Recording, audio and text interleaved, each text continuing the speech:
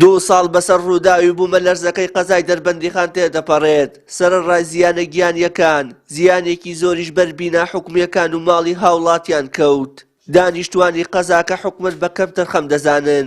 پێیان وایە ڕێکخراوە بیانی و ناوخۆیەکان ڕۆڵیان زیاتر بووە لە بەدەنگەوە هاتنی لێقەوماوان بەراورد بە حکومت.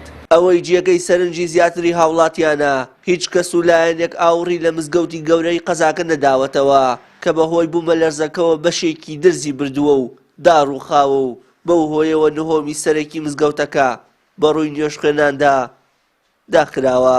وەڵایی بەڕێزەکەم 2 ساڵ پێش ئێستا ئەو بوومەلەرزەی لە دەربەندیخان ڕوویدا ئەوەی دەربەندیخانی بێت و لەم شارا بێ قەناعەت ناکەم لە یادی چێت لەبرۆ کارەساتێکەوە نەگەورە بوو. زیانێکی زۆری هەبوو، شەیدمان هەبوو، برینارێکی زۆر هەبوو، زیانێکی زۆر هەبوو لە ممتەلەکاتی دەوڵەت، لە ممتەلەکاتی تاک و شەخص و چەند گەڕەکێک وێران بوون. یەکێک لەو گەڕەکانە گەڕەکی خێڵانە کە ئەم گەڕەکەی من توێ لێن ئێستش بازێ شوێنی لێیە هەر ئەسەرەکەی پێوە دیارە ئاساوارەکە هەرماوە ئەمێشە گەڕێتەوە بۆ کەم و کورتی یەکەم لەلایەن حکوومەتەوە کەم دەسی ئەو هاوڵاتیانە کە زەرەو زیانیان بەرکەوتووە تا ئێستا شەرماوە هەر ئەسەری کەم تاکوت هەرماوە. ئەوە 2 ساڵ تێدە بڕێ بەسەر بوومە لەرزەی شارۆچکەی دەربەندیخان.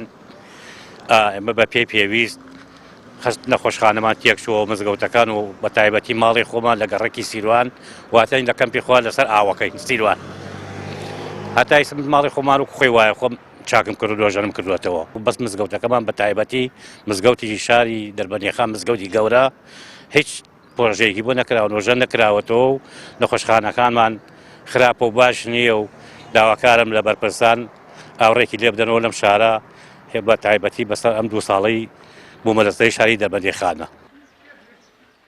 یەکێک لەو سێکتەرە گرنگ و حکومیانەی وەک پێویست نۆژەر نەکراوەتەوە کردی تەندروستیە کە نەخۆشخانەی شەید حەمید هۆرێنی بە تەواوەتی ڕووخێنراوە و تا ئێستا بە شێوەیەکی سست پرۆژەکە کاری تێدا دەکرێت.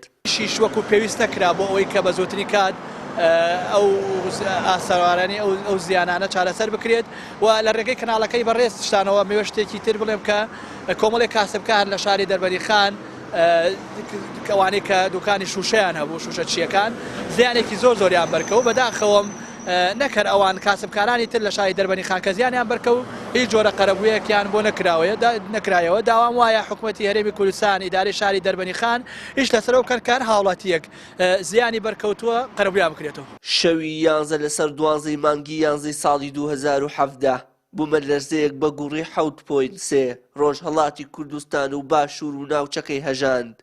زیانەکان لە باشووری کوردستان زۆرینەی بەر قەزای دەربەندیخان کەوتوو 4 کەس گیانی لەدەستدا و نزیکەی 100 کەسیش بریندار بوون.